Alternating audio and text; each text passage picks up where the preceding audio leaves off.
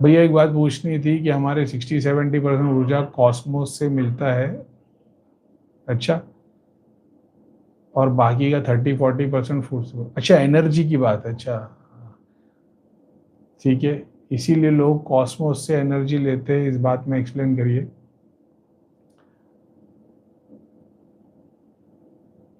अगर ये बात की जाए ना, तो मैं तुम्हारे को इतनी बता दूं कि ह्यूमन बॉडी को जितनी एनर्जी की जरूरत है ना, वो तो तुमको फिर तुम एक ऐसे स्टेज में जा सकते हो योगी के, जहाँ पे तुम को दुनिया की किसी चीज़ की ज़रूरत नहीं पड़ेगी, ना खाने की ना पानी की। और सिर्फ धूप से, सांस से, रात से तुम्हारे को सारी एनर्जी मिल जाएगी। तो मैं इसको प्रूव नहीं कर सकता फिजिकली खुद एक्सपेरिमेंट करके, अच्छा बोले ऐसा है तो खुद भूखे रह के दिखाओ, मैं कर नहीं सकता। लेकिन मैं एक ऐसा स्टेट जानता हूँ, जैसे एग्जाम्पल के तौर पे, जब तुम ध्यान करते हो, तुम लोक दर्शन करते हो, और तुम जैसे हम लोग धाम में थे तो दिन भर भूख नहीं लगती थी। और ये तो बहुत छोटी सी बात है, लेकिन जो ध्यान साधना करता है, जिसके साथ में सिद्धियाँ शक्ति है, जो लोगों का काम करता है, उसको पता होगा है कि बहुत बार तुमको भूख नहीं लगती। सिद्धियाँ काम करती है तो एनर्जी इतनी रहती है, ना भूख लगती ना प्यास रहती है। प्लस तुम काम धंधे बिजनेस में ऐसे लग जाते हो, तुम्हारा संकल्प इतना स्ट्रांग हो जाता है, तुम किसी चीज को पाने की इच्छा में इतने उतर जाते हो, भूख प्यास नहीं लगती।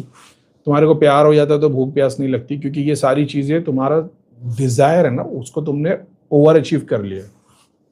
और कोई योगी होगा तो तुम्हारे को बता सकता है कैसे हासिल किया जा सकता है, लेकिन मेरे पास में इसका आंसर नहीं है। लेकिन मैं ये 100% बात जानता हूँ कि जिंदगी जीने के लिए, मतलब तुम योगिक प्रैक्टिस से ऐसा कर सकते हो कि अगले 100 साल तक तुमको ना पानी की एक बूंद की जरूरत है, ना खाने की जरूरत है, और तुम दिनचर्या के सारे काम कर लोगे। ध्यान, योगी, दिनचर्या के सारे काम जैसे एक फिजिकल वर्कर है उसकी तरह मेरे को गारंटी नहीं है, लेकिन तुम जिंदा रहोगे, नॉर्मल काम धंधा वगैरह वगैरह कर लोगे, ये बिना एक पानी की बूंद, बिना एक दाने से लिए हुए। अब उसमें साइकेडेलिक चीजें भी आती है जो महीने, 3 महीने, 6 महीने में एक बार लेनी पड़ती है, मैं उसको नहीं ले, लेकिन सिर्फ योगिक पावर से बोलूं, प्राण शक्ति मणिपुर के ऊपर ही अगर घुमाए आए तो ना पानी की बूंद लगेगी, ना खाने का एक दाना लगेगा। 60-70, 30-40 तो बहुत ज्यादा हो गया। जैसे आप खाना खाते हो, एग्जाम्पल, तुमने दाल चावल ले लिया, उसका अगर वेट करोगे एक प्लेट का, तो मान लो कितना वजन होगा पता नहीं मेरे को, 2 किलो 3 किलो होगा।